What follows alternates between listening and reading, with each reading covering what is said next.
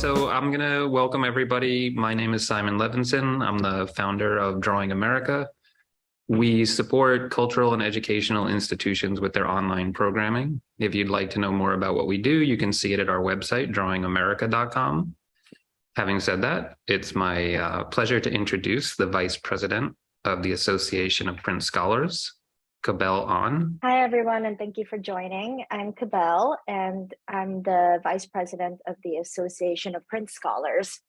On behalf of APS, we are delighted to welcome all of you to APS's 8th Annual Distinguished Lecture. Before we begin, I want to thank Simon Levinson of Drawing America for his help with all of the logistics. And I would also like to take this opportunity to briefly introduce APS and outline the format of this lecture. So APS is founded in 2014, and we are a nonprofit organization that aims to encourage innovative and interdisciplinary approaches to the history and practice of printmaking. We strive to facilitate dialogue and promote scholarship in the field by sponsoring a wide range of workshops, grants, awards, and events, such as today's talk. Our active community of more than 550 members worldwide includes academics, museum professionals, artists, students, dealers, and teachers. We are committed to growing our membership in an effort to create a truly active and diverse community of print enthusiasts. Anyone is welcome to join, and you can learn more about APS at our website, printscholars.org. So today's lecture will span approximately 45 minutes, and we have reserved about 10 minutes after for questions. We invite you to share your comments and queries through the chat feature, preferably at the bottom of your screen throughout the talk. There should also be a live transcript feature at the bottom of your screen as well, should you need to enable it. The lecture is being recorded and will be shared on the APS's website and our YouTube channel after. I will now turn things over to our amazing president, Galina Martilovich, who will introduce our speaker for this afternoon. Thank you so much. Thank you, Cabell. It is my absolute pleasure to introduce Johanna Drucker on behalf of the Association of Print Scholars as the speaker for this year's Distinguished Scholar Lecture. Dr. Drucker is currently Distinguished Professor and Breslauer Professor in the Department of Information Studies at UCLA, where she has taught since 2008. She is internationally recognized for her far-reaching contributions to many fields, including the history of the book, graphic design history, typography, experimental poetry, fine art, artist books, digital humanities, and information visualization. Dr. Drucker earned her BFA in printing at the California College of Arts and Crafts and went on to receive her PhD at the University of California, Berkeley, where she specialized in writing as the visual representation of language. Since then, she has had an incredibly storied career. She's held faculty positions at the University of Texas at Dallas, Columbia University, Yale University, and the University of Virginia. She has been the recipient of numerous fellowships, including, among others, the Fulbright, Mellon, National Endowment for the Humanities, and Getty Fellowships. And in 2019 was the inaugural Distinguished Senior Humanities Fellow at the Beinecke Library at Yale University. In 2014, Dr. Drucker was elected to the American Academy of Arts and Sciences, and in 2021 was the recipient of the AIGA's Stephen Heller Award for Cultural Criticism in recognition for her prolific yet unpredictable work as a scholar and for her impact on the future generation of graphic designers. She has published extensively, most recently Visualization Interpretation by MIT Press, Iliazd, Meta-Biography of a Modernist, Digital Humanities 101, an Introduction to Digital Methods in 2021, and just last year, Inventing the Alphabet by University of Chicago Press. Her volume, The Century of Artists' Books of 1994, has since become indispensable for anyone working on or thinking about artist books, and has been foundational to some of my own research. Since 1972, Johanna has also produced and published her own artist books, which are widely represented in museum and library collections, such as the Victoria and Albert Museum or the Thomas Watson Library at the Metropolitan Museum of Art. A selection of her artist books were the subject of a traveling exhibition, Druckworks, 40 Years of Books and Projects in 2012, excuse me. Please join me in welcoming Johanna Drucker.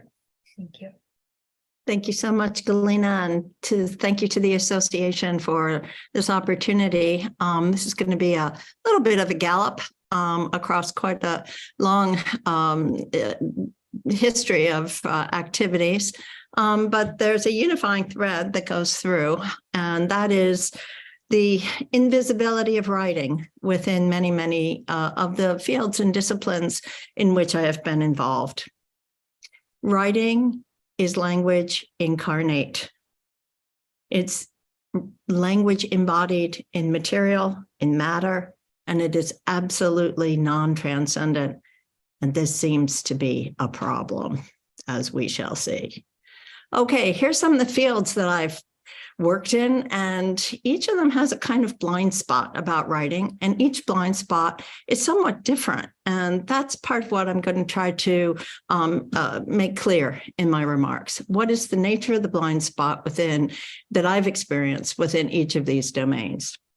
I'd like to start with an image of the alphabet and my little apocryphal tale about having had alphabet paper on the walls of my childhood bedroom. And again, one of the distinctions I like to make is that between visual and visible. The concept of visual language suggests a kind of inherency in the materiality, something that is immediately apparent and apprehendable.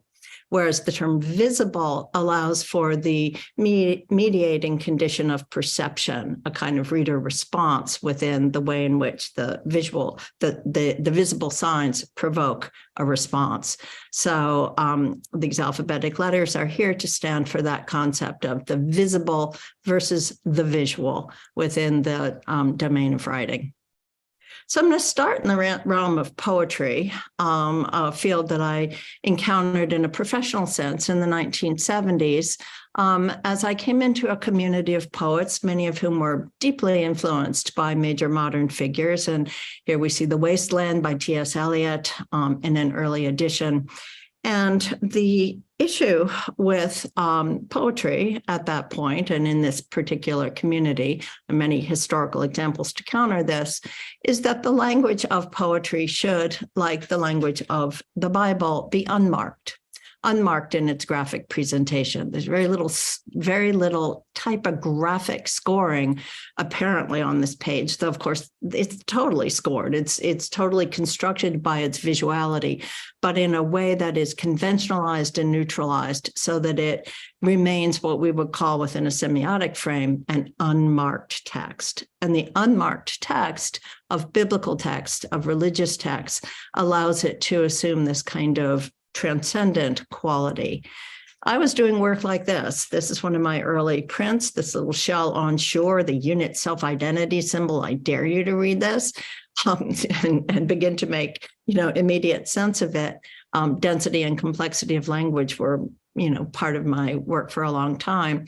But you can see this is a little typographic piece that uses bold and italic fonts interchangeably to create a kind of sense of, the sort of spines on the shell, and it uses typographic marks to make the shore.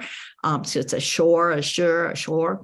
And, this kind of work was considered trivial, decorative, and calling attention to features of the graphical expression that were considered to diminish the authority of the text. So that was the first blind spot, was within the world of poetics, where anything that was visible, conspicuously visible, threatened the transcendent authority of the text, rooted it too much in an immediate and mediated condition of materiality. So this extended to publishing in the same context, poetry I was experiencing in the Bay Area, a very brilliant and interesting group of people. But the publishing world that we were part of was the West Coast Print Center, where I was hired as a staff typesetter. And an interesting anecdote is that we had CompuGraphic Machine, and we had exactly 3 fonts, as I recall, Optima, Garamond, and Palatino. And the associate director always had to kind of figure out when people came in with a manuscript, whether or not they were an Optima, Garamond, or Palatino type. So this was somewhat limited, but interesting. Nonetheless, this is a work produced at that period, and I think it's Keith Abbott's work published by Blue Wind Press, but I could be mistaken. And you can see the beautiful little Palatino font here. And again, clean, clear, perfect Beatrice Ward crystal goblet presentation on the page. No distractions, no trivia, no superficiality, no calling attention to oneself with typography. But the blind spot here is again sort of brought into semiotic focus through the early work of Gutenberg in these pieces, which are the contrast to the Bible, and that's the indulgences. The indulgences use format and format features to structure the text and call attention to various rhetorical and enunciative features of semantic value. So unlike the transcendent text of the Bible, this calls attention to the rhetoric and argument in graphical form. And the blind spot here is the blind spot that had become clear to me as a young reader when I started reading A Picture of Poesis, light reading for some Saturday afternoon. And I became utterly fascinated by the footnotes, by the metatext, paratext, by this apparatus. And this became a complete fascination for me, which I imitated in my own work from A to Z, which is a very elaborate work, too detailed to go into here. But From A to Z was produced between 1975 and 77, took some time. And it is a highly structured bookwork in which all of the format features play a semantic role. So this is the, semiotics of format. And this was something that, again, was a blind spot within the publishing community, even if there were many very talented designers who were doing structured format. They weren't writing, the poets were not writing within format structures.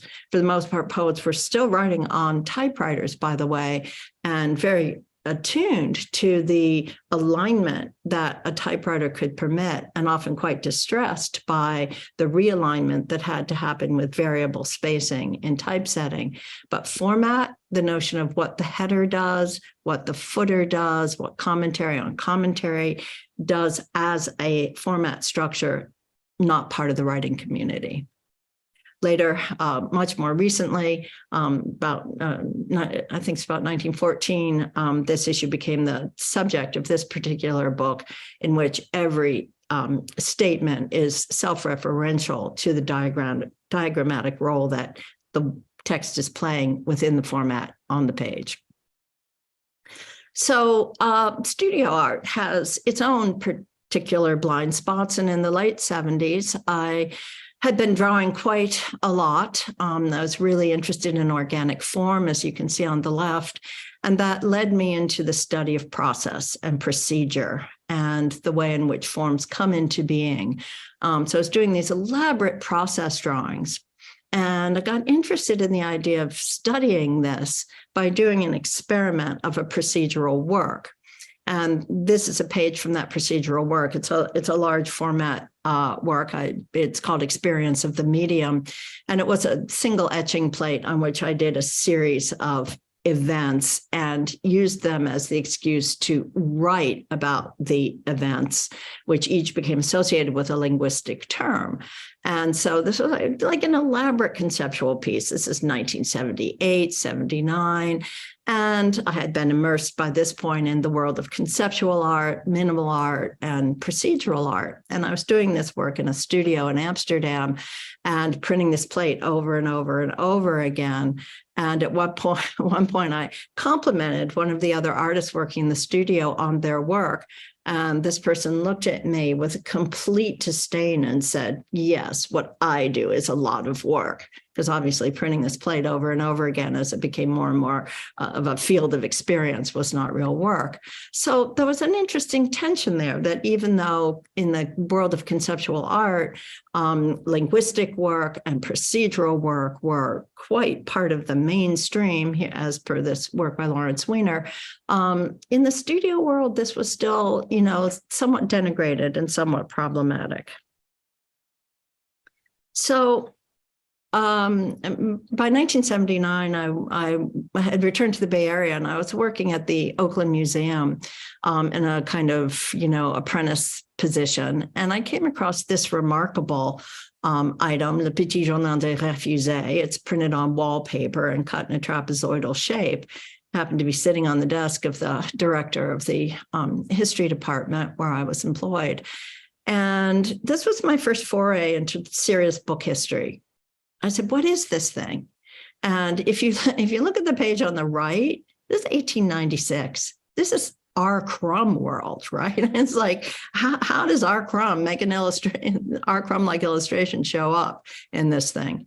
So this turned out to be a work by a man named Gillette Burgess and his friends, and it's part of a whole San Francisco bohemian scene. So I started to research this object, and it was really, really interesting. And you can see all these Aubrey Beardsley imitations. They're also working with the vocabulary of Will Bradley and all kinds of popular materials. And I thought this was one of the most amazing things I'd ever seen.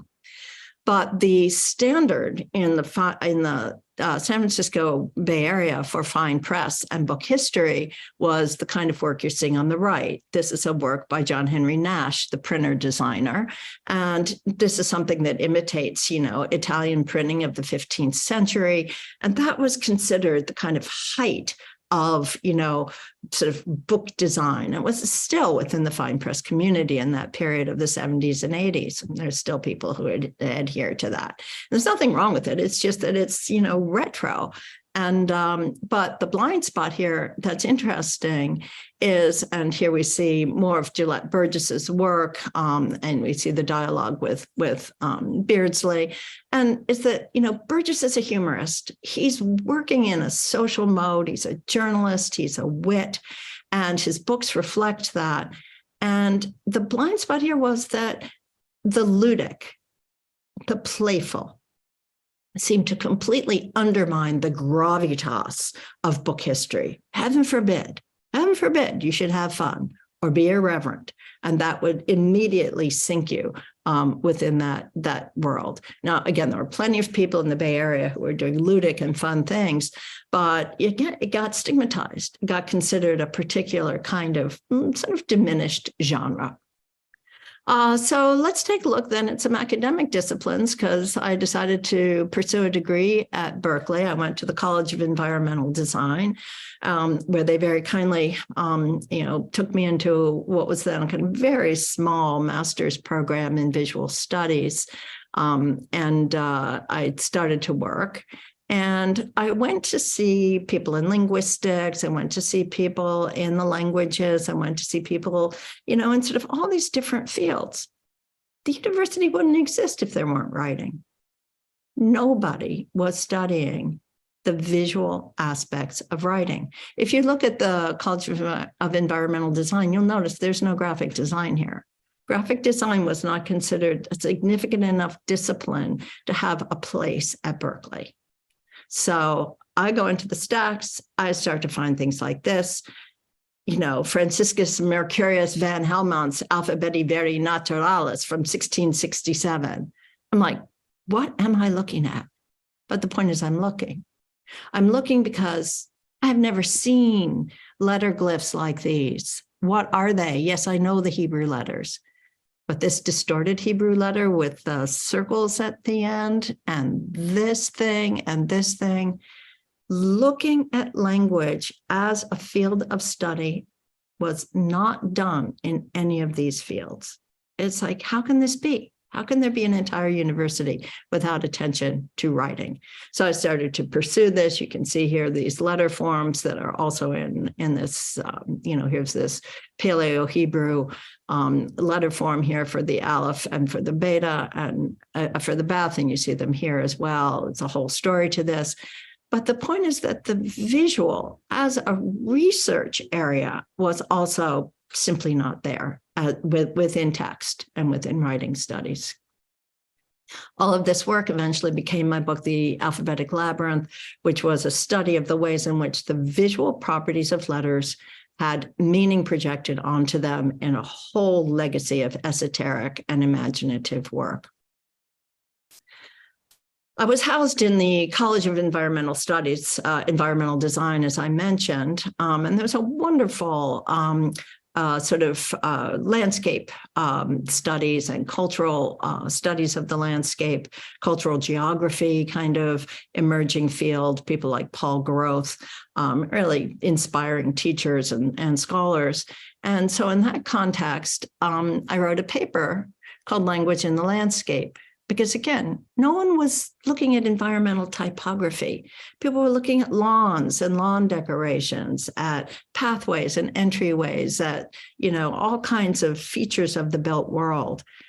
So, but language in the landscape, and again, the material incarnation, that if you write this word stop on a piece of construction paper and pin it on a pole, it doesn't have the authority that it has when it is an official sign. So materiality mattered, position mattered, and became part of the semantic impact as well as the authority of these signs, of signage itself.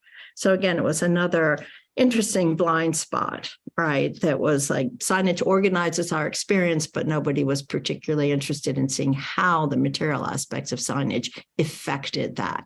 And this, while I'm sitting next to my incredibly gifted colleague, we were a very tiny cohort. There were 4 of us in the program at the time, and it was me and Susanna Lichko and Rudy Vanderlans. And here's Susanna beginning to, develop all of her incredible fonts, and Rudy publishing Emigre. So they were tuned into this, right? Of course, but again, it wasn't a consolidated field of study. Now, literary studies, picking up on the earlier sort of horror of the flesh of poets and publishers, also seem to have an aversion to looking at language. And I became, of course, fascinated by this. And I'll say at this point, there was a personal mission in this for me. I had been somewhat battered by my experience of being told that my letterpress works were decorative and trivial and called too much attention to themselves. Gender language here, anybody? And so I decided to do an academic project, my dissertation, to demonstrate that semantics were actually inflected and even constructed through visual means. So I looked at the early 20th century avant-garde. Here's Apollinaire's very famous Il pleut. And of course, you can see what's happening here. The iconic form, reifies the text in such a way that you really almost can't read it except as rain, which is the point. I got interested in the Dada work. Here's a nice typo translation here of Bilon by Tristan Tzara, and interested in the ways in which the true transgression here of bringing in materials from the commercial world through this kind of ransom note poetic composition were made palpably, visibly present through the typographic treatment.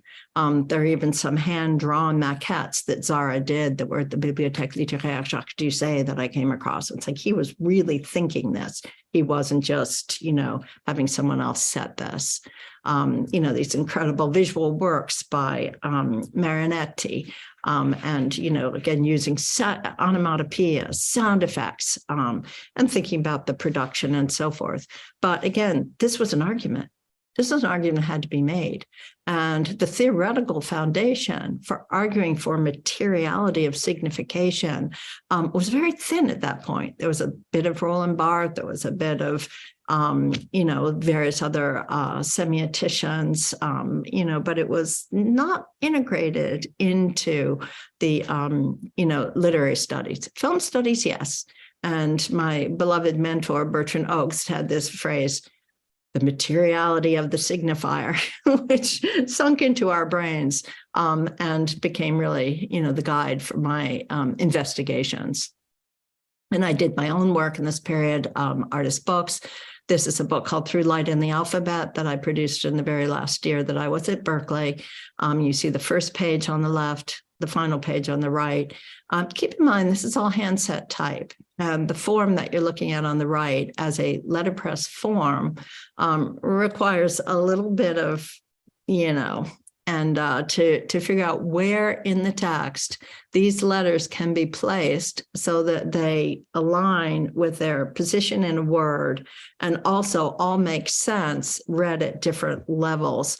I call this a typographic fugue, and again, it's too complex to go into here, but the visual work and the academic work were definitely in dialogue, and that's been true for me all along. So by some peculiar trick of fate, I ended up teaching in art history. And this was in the mid 80s. And by the 80s, of course, visual language was everywhere in the visual arts, whether it was Ed Ruscha, Barbara Kruger, Jenny Holzer, tons of really interesting graphic and visual things. And I was very interested in this. I produced this little single copy unique work while I was in Texas that was, trying to pick up on features of the graphical world around me and do these handmade pieces that, made text out of all kinds of materials. Down here at the bottom, I don't know how well you can see this, writing the unreadable. That text is made with straight pins that come straight at you by having been stuck through a cardboard book. So I was interested in integrating features of the landscape to make this thing I called Bookscape that was a graphical expression of many of the kind of peculiar confusions I experienced in Dallas, Texas. But then while I was working on the visible word, I had a fellowship at Harvard, a fantastic year in the fine arts department. But the peculiar thing that happened there was that the students came around to asking us, what is your favorite work of art? And I was also printing this item at the Bow and Arrow Press, The Word Made Flesh. Is that incarnate enough for you? The Word Made Flesh. And when I said to these students in response to their query that my favorite work of art was the alphabet, they didn't know what to do with it. They said that it's not an artwork. It's not visual. It's not a visual artwork. It's like the terms of their bafflement were so symptomatic to me of, the impossibility of seeing the alphabet. And I think this also had to do with the sort of provincialism of art history and its anxiety about its domain. But it was shocking to me. Feminist theory, very much a world I was engaged with and thinking about at the time that I was writing History of the My Word World. The whole my official personal history memory, contrast is present here. These are pages from the interior. And yet there was a kind of orthodoxy in feminist theory at that moment about language being only understood as patriarchal. And part of my work in History of the My Word World was to explore the very intimate relationship I'd had with my mother, who was really the person who introduced me to literature and to the value of language. My father was a cartoonist and very graphic and visual. So I had to kind of push back against certain aspects of feminist theory. And again, even at the time when écriture féminine was a term in play, there was a kind of sense that meant, bodily flow, a kind of, there were a set of metaphors that were very dominant. And I was really interested in this kind of highly structured compositional space. By the time I got to Virginia, art history at this point sort of behind me, was interesting to find that the folks in cultural studies had a real aversion to looking at materiality. They considered it to be aesthetics, and aesthetics they considered to be elitist. I'm not joking. I mean, really. And so at the time I was working on this book with Susan B., A Girl's Life. Sorry for these kind of grainy images, A Girl's Life. And we were very influenced by what we call the pink magazines. And it seemed to me that there was a kind of paradox in sort of dismissing materiality within cultural studies when it was so evident to me that this was a, central part of how meaning was not only produced, but signified cultural identities, readerships, class positions, and so forth.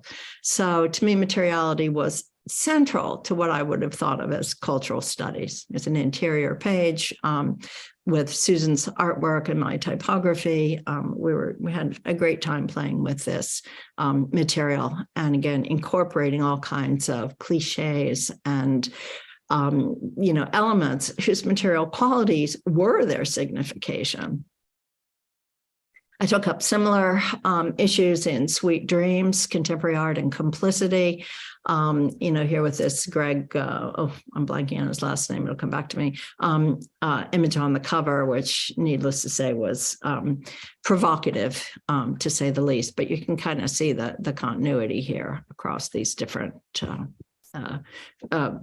domains, right? It's, all of this kind of hypertrophic, visual language. Digital humanities, another field where I encountered really interesting problems and conundrums within the community.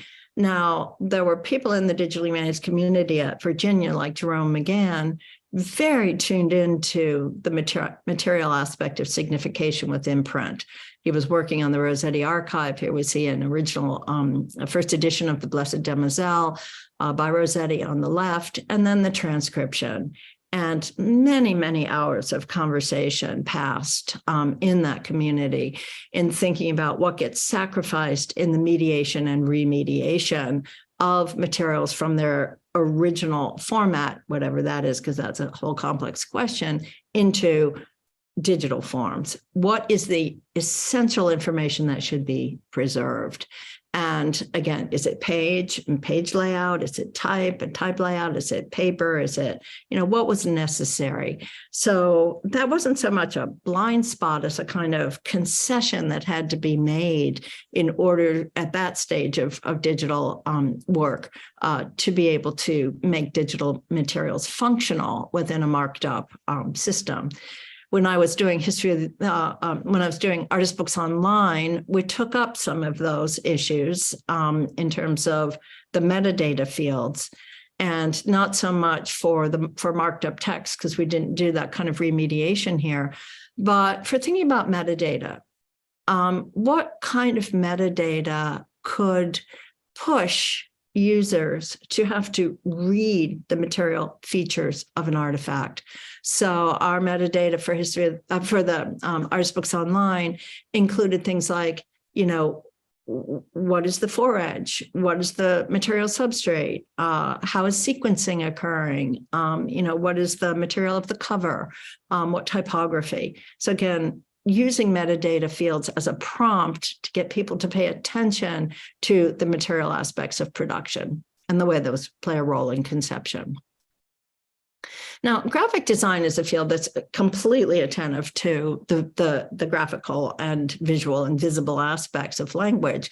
But curiously, in many cases, designers are not necessarily steeped in literary history or linguistics. So, there's a kind of interesting trade-off that goes on. And it introduces certain limitations. I would hesitate to call it a blind spot because it's not a prejudice so much as it is a kind of lacuna. But when Emily McFarish and I were able to do the graphic design history book, one of the blind spots we did encounter was on the part of textbook publishers, because this was done with Pearson Prentice Hall. This is an interior page, and what Emily and I had done, which is central to both of our practices as book artists, was to write to the page, to think in terms of how much text belongs where, and how does the white space and the image material dialogue with the type. This was utter anathema to the textbook publishers. We luckily had a very, very good editor who helped us argue for this, but this was not done. Typically, you wrote a textbook in dialogue with a company publisher, then it went through production, not yours. And at one point in the process of subsequent editions, one of the recommendations on the part of the publisher was, well, there's too much white space on these pages, and let's just pack it in and flow it tightly and so forth. And it was like, this is a book for graphic designers. Its format is specific. So the blind spot, again, of design as a graphic rhetoric central to the meaning and function of the text was really apparent. Another of these beautiful spreads. This is all Emily McFarish's design, so I can't take credit for the elegance of it. I wish I had that skill.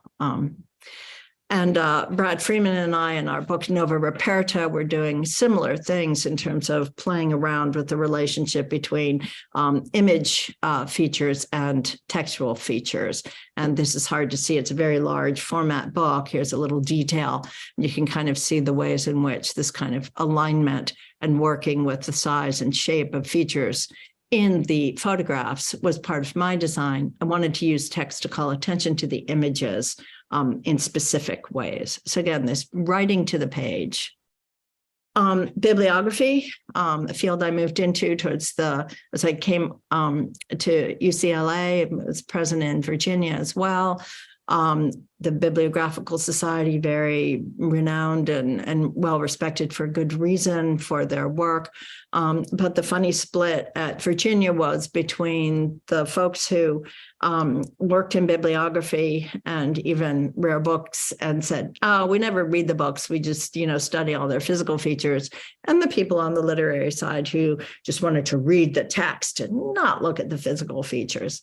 I'm exaggerating a little bit, but there was that kind of a split. But I was actually, at that point, had just finished figuring the word and was, again, really still continuing to make arguments for the semantic value of the visual and the visible within the production of textual meaning. This is a book I did right at the sort of, I was actually, when I was still in New Haven, this is called Figuring the Word. This is the creative piece that goes with the essays in here. And I won't go into detail here, but essentially, I had an unproven, a brand new virgin font, which you see printed here. And the idea was to just rearrange the letters on each of the subsequent pages and make a text that made sense. So the word figures the ground, and by the time you get to the end, every letter has been incorporated into this. It's a kind of Olympian study in the kind of tensions between the finitude of language and the infinitude of possibilities. So as I'm finishing up here, just a glance for the moment at information studies, which has its own curious blind spots and again, goes back to some of the ways in which digitization, remediation, surrogates and descriptions all have to compromise with the exigencies of working systems, and often to the sort of consternation of the professionals involved in having to do that work. But I've been involved for quite some time on a project that has to do with chronology and temporality and its representation. And here we see a chart on the course of time from eternity to eternity, just that, right?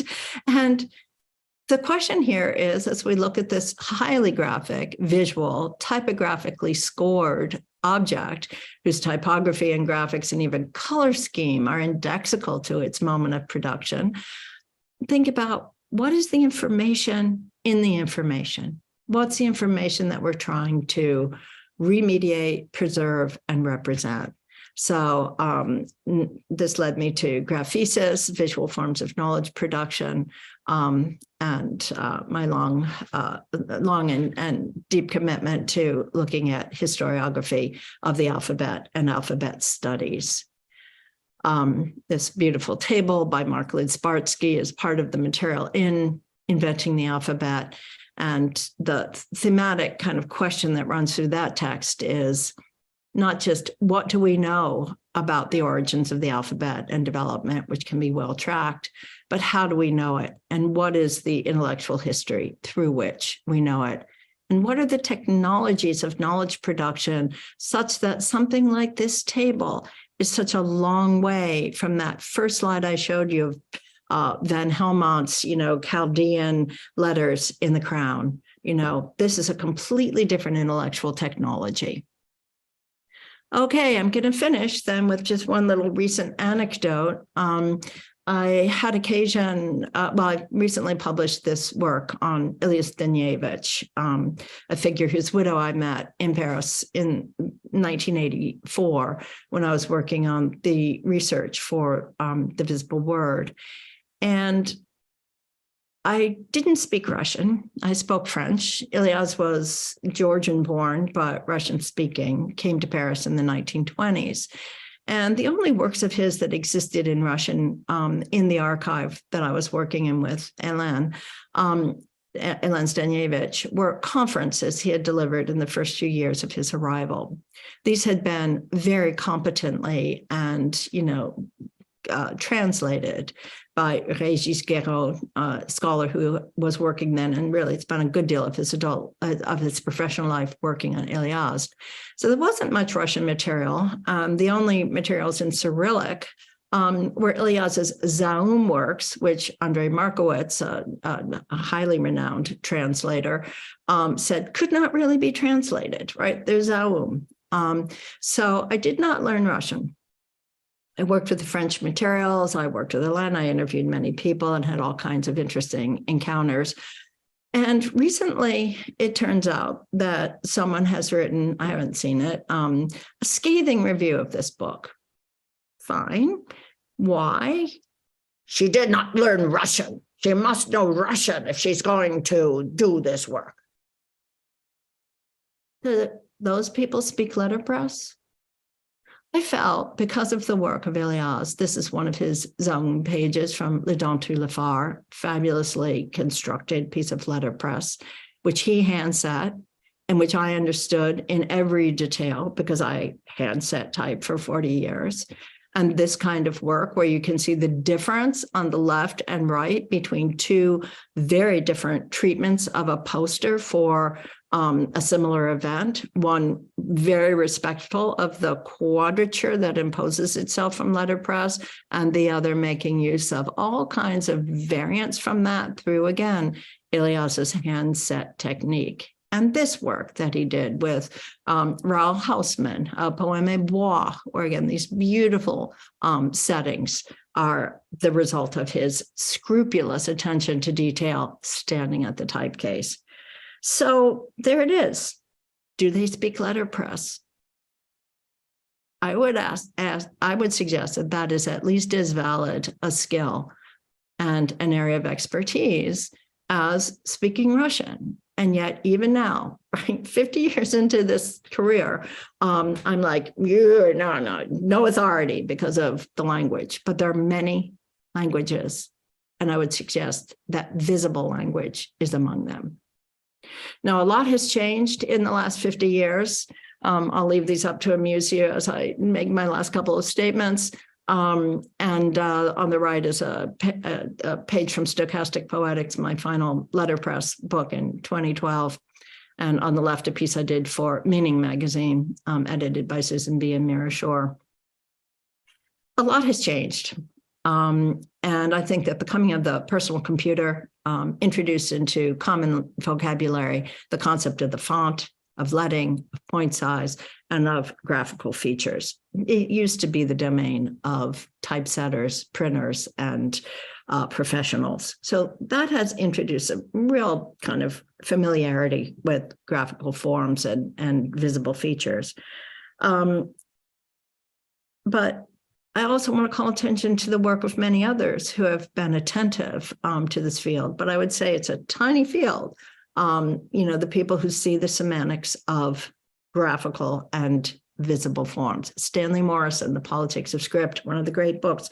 Armando Petrucci, The Lettered City. Martin Bernal's Cognian Letters. Jonathan Golding's work on Writing Matters.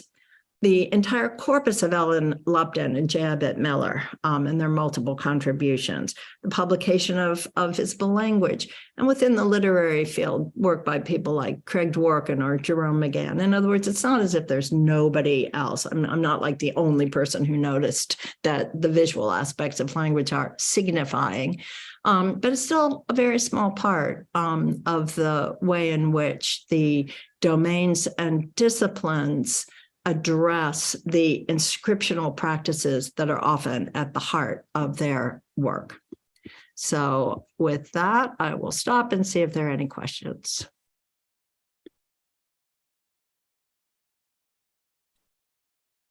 That was sort of a gallop. No, thank you so much, Johanna, for this intensely provoking and poetic talk. So we do have some time to turn to questions and would like to remind you to submit questions to the chat feature. We're eager to hear your comments. I will just share this comment that Freya Catan wrote about how different mediums have their own languages and that the alphabet is just the representation of that language. Let's see. There's a lot of comments in the chat just about how wonderful and incredible the talk is. And someone actually asked if we could get a list of the folks that you just mentioned in the presentation. I think everyone's eager to learn more and read more about this, as you point out, this incredible blind spot. Yeah, and what's interesting is the blind spots are all different. I mean, and I think they often have to do with fears about the authority of a discipline or anxiety about, again, the kind of authority of a text. I mean, that is still, central to many practices, I think. Or the unwillingness to even see the visual. I mean, it's people will say it doesn't matter. It doesn't matter what phase it's in. And then you sort of say, yeah, you're going to send somebody, a wedding invitation in Comic Sans. You're going to send somebody, a birthday greeting in dagger black letter. It's like, it means something,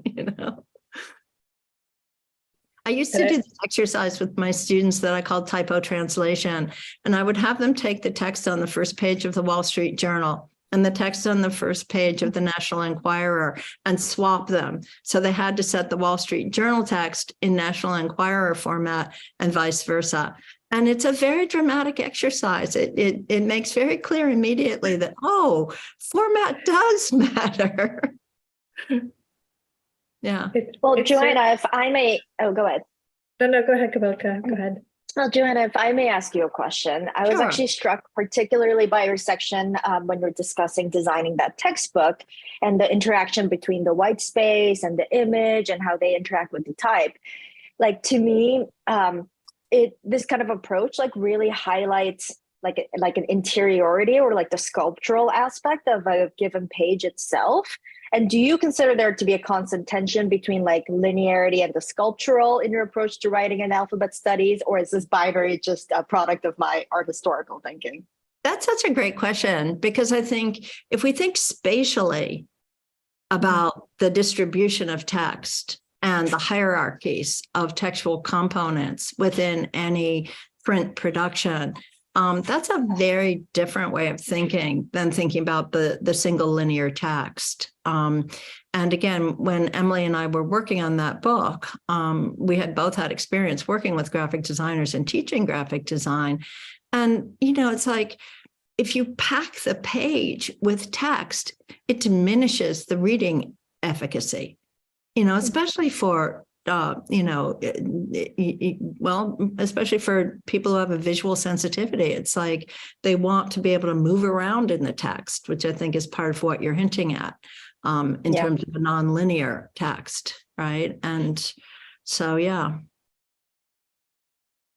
I think there's some questions, but I can't quite. No, we're on it. Dana Thompson asks me, I feel like visual literacy is so important here.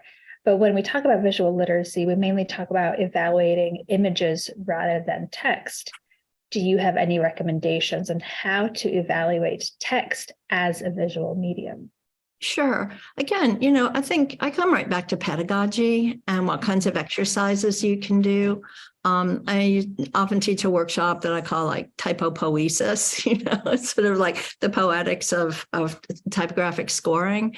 And like something like the exercise I just described to you of typo translation, it's immediately evident, right? And, I like to have students take, a whole wide range of typefaces and take a set of a single word and render it all in these different fonts, and then have them pronounce it out loud, right? And then, vice versa, sort of think about, well, what voice uses what font?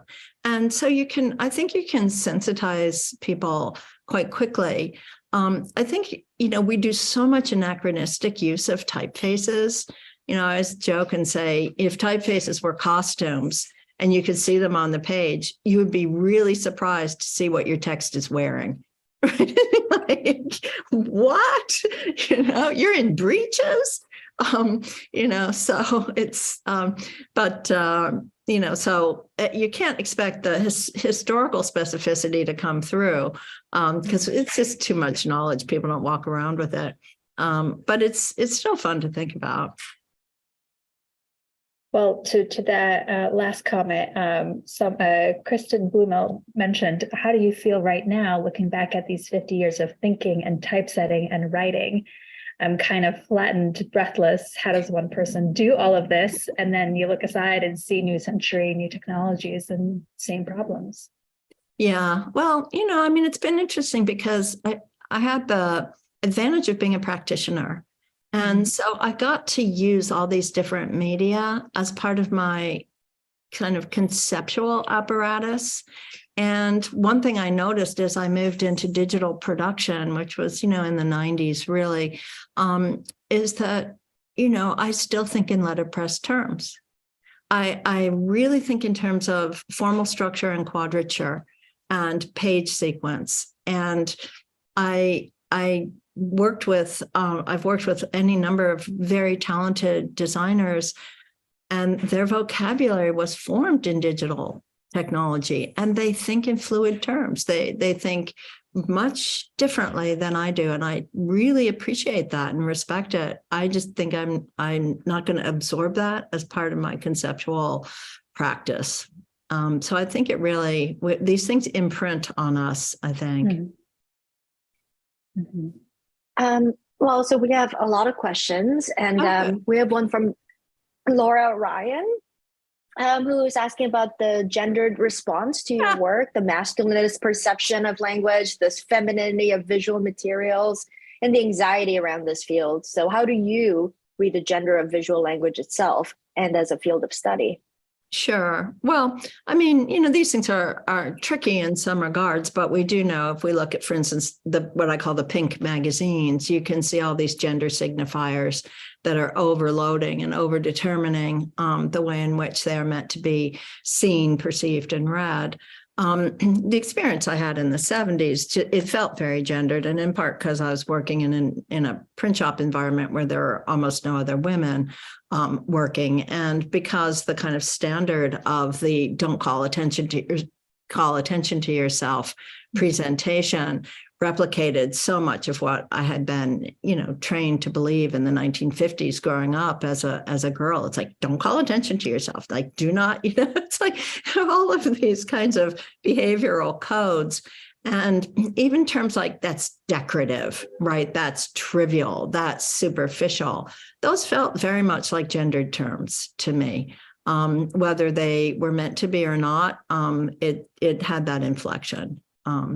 And I think there's been quite a bit of study within the architectural field on the way in which the concept of decorative and decoration have their, sort of have had their careers in that regard.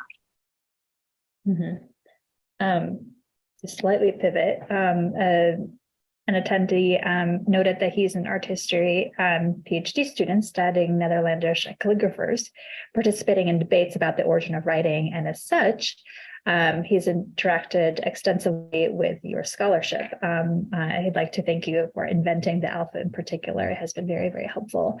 And his question would be if you could reflect on the artwork you selected as the kind of banner for this event, the Solomonic alphabet. Why did it stand out to you?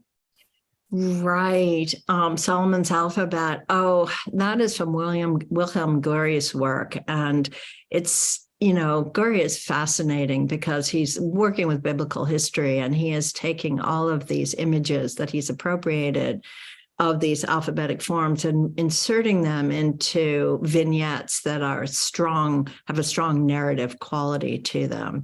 And so, that reframing is so powerful. And it's a moment in historic time, because 17th century, when the kind of signifying kind of impact of those alphabets is, exotic, but authentic. And so it's part of a whole attempt to recover, evidence of biblical history at a time when there isn't any real archaeological evidence. And so there's so much that Gurry is doing in mythologizing and again, reframing and representing these materials within long-term extant narratives and as part of his own, rhetoric about the authenticity of biblical history that's linked to those letter forms. I mean, that's true with the Van Helmont that I showed you at the beginning too. Van Helmont is calling those what we call now Paleo-Hebrew letters. He's calling them Chaldean. So again, there's a nomenclature that shifts that has to do with identifying geographies of the Bible with various kinds of visual forms as well. So it's really interesting. So speaking of representing, Vanessa Cam had a question about how the visual and the visible operate semantically in the digital realm, the text found on websites or digital humanities projects. Yeah, and again, it's no fault of the digital humanists and the professionals in information fields that so much had to be stripped away for the purpose of remediation. I mean, we were, ASCII recoding, these texts in order to do markup and make them searchable and processable and so forth. Those were simply the requirements of the time. And it's still, a good part of the way in which text is processed. I mean, we have machine readable PDFs and we have all kinds of, machine intelligence to process things that are graphical in form into text. But at the time, that was an essential aspect of just doing the scholarship. The much had to be sacrificed. And we would talk at great length about whether it was worth the cost, whether we were giving up too much. Another thing you give up, and I would have talked about this more with the Gillette Burgess Petit Journal des Refusés, is the ecosystem of graphical signage within which something is understood, right? And Burgess is borrowing from everybody to put that, thing together, including, undergraduate magazines and yearbooks and, goofy puzzle pages and so forth. And, that falls away over time. You have to, this is the task of art historians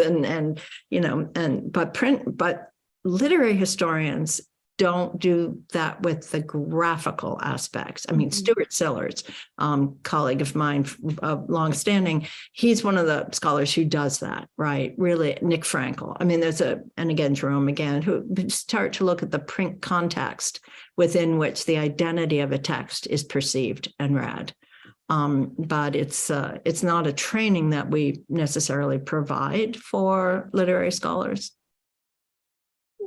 It's not another blind spot, perhaps. But kind of building on that and in line with your textbook, what do you see for the future of book form as ebooks? Yeah, well, everything keeps evolving. What can I say? I mean, there are a lot of, people who have been working for a long time and trying to envision alternatives to, the single linear line. So whether it's somebody like Bob Stein, who's, been creatively engaged with this for decades, I could link many. I could talk about any number of designers. Ann Burdick, a terrific designer, the woman at USC who did Scalar, whose name is escaping me at the moment, I'm sorry to say.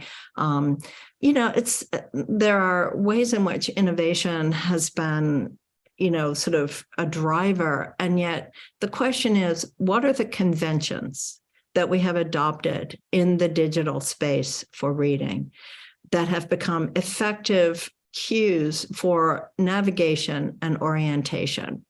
And what's interesting about work that appeared early in sort of the hypertext domain is that it didn't really catch on. It turned out people weren't that interested in choose your own adventure, for reading.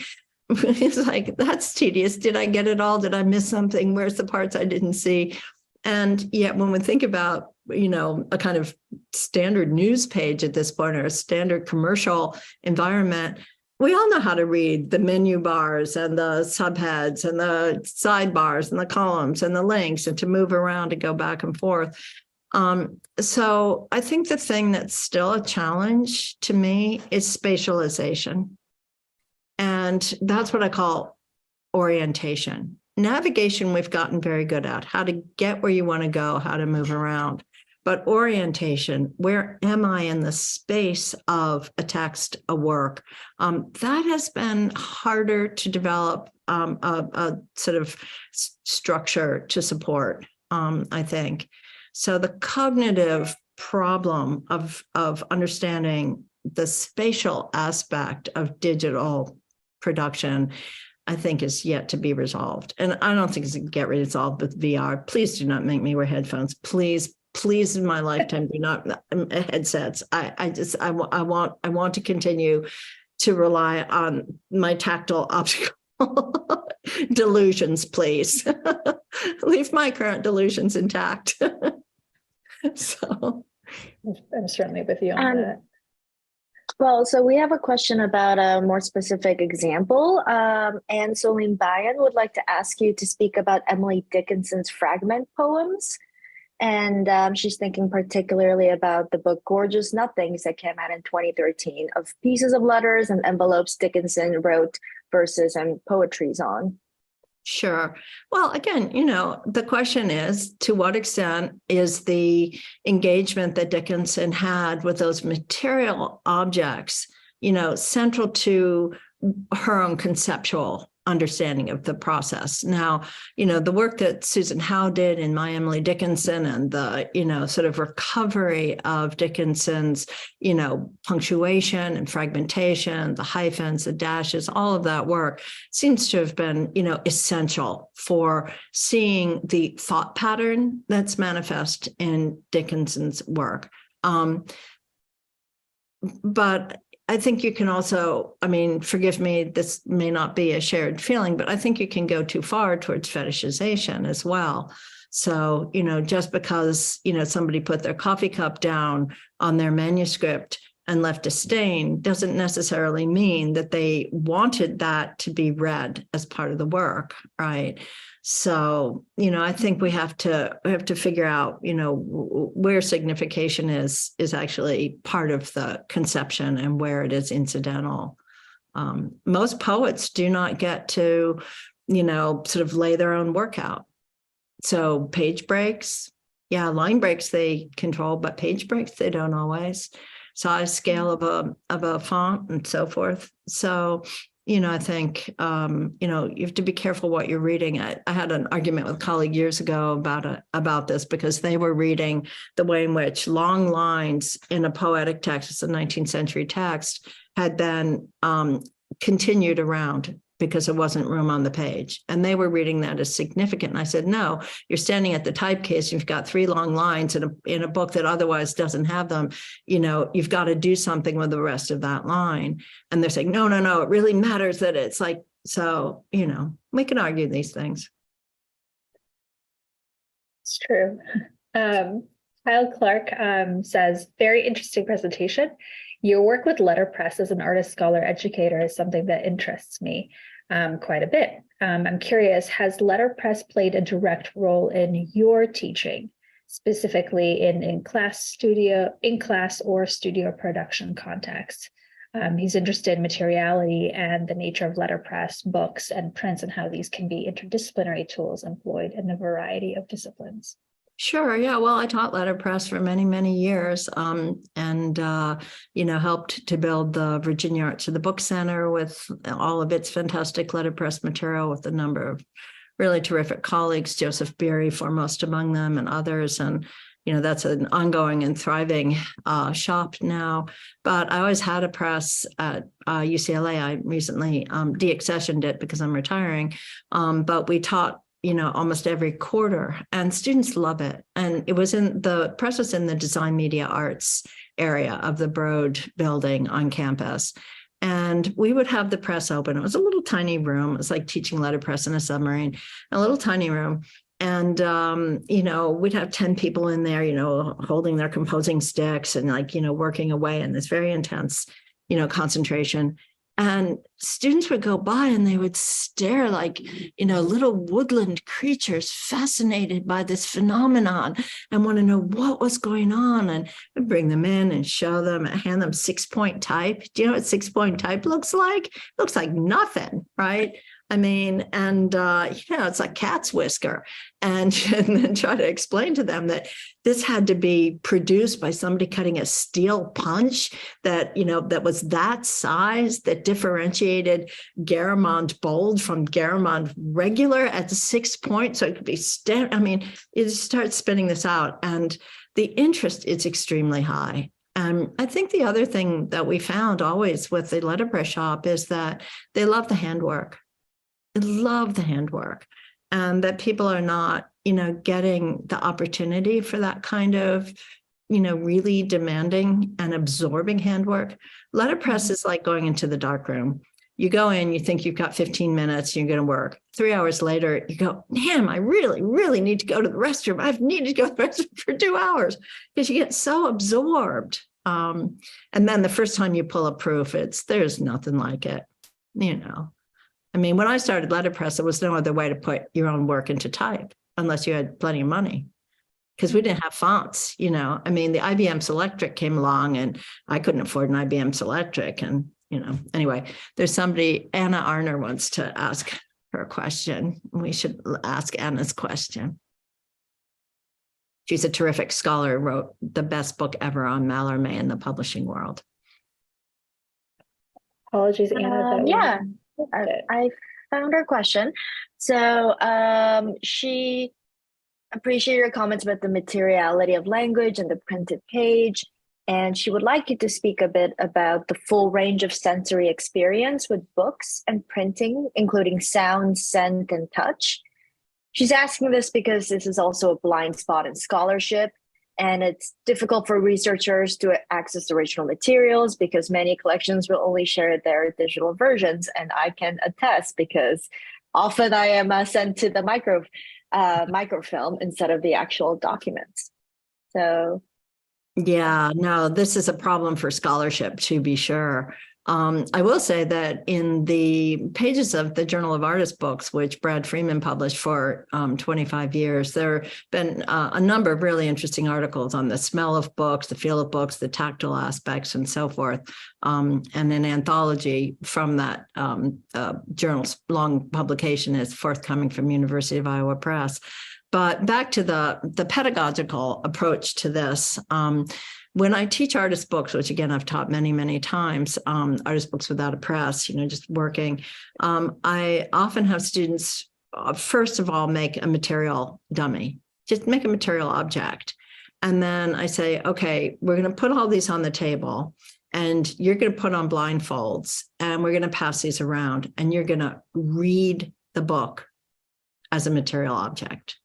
And that means listening to it, feeling the drape, the resistance, all of it. Can you make the book speak without any text? And it's so important. And the other dimension to this, unfortunately, at the moment, is that many designers never get the chance to make a materials dummy for works on which they are the designer. And then the book comes back from the publisher. The grain of the paper is wrong in so many books that I receive. I cannot tell you the horror that I feel when I try to turn a page and it goes, right, instead of going, woo, right? I mean, it's terrible, right? And so, the margins are wrong. The binding is wrong. So, a materials dummy, it's an eloquent thing to work with the materials and to be sensitive to them. But unfortunately, right now in the production pipeline, that stage of materials dummy is often just not part of the process. So, that's really a problem. We used to always say in the artist book world, work backwards from production. All right, start with a materials dummy and work backwards. I mean, so that you are sure that what you are doing in your conception and design process will be able to be, realized effectively. You don't want to fight your materials, and you don't want to fight your media. No, certainly not. They'll fight back. Well, there's lots of comments in the chat. Thank you so much for this talk, this incredible talk. And Catherine Sullivan even says, thank you for contributing to the visual impact of text. She wanted to note that as a former curator at the Janet Turner Print Museum at CSU Chico, she did a number of exhibitions where images inspired textual poetry, and others where text was a large component of the image field. And I think on behalf of APS, I want to thank you so much for sharing this kind of both personal journey through this incredibly interdisciplinary field, but also, as always, with your scholarship, kind of expanding how we think and how we approach what we're looking at and what we're reading at the same time, and the boundaries in between. As a brief reminder, this lecture has been recorded and it will be posted on the APS's website probably in the next 2 weeks, printscholars.org, as well as APS's YouTube channel. But thank you so much, Johanna. This has been absolutely wonderful. Such a treat for so many reasons. And I feel like the conversations can continue offline for hours and hours and hours. Well, thank you so much. And again, thanks to the association and thanks to all of the tech support as well. Yes, thank you, Simon, drawing Mirka. Thank you. Thank you all for joining.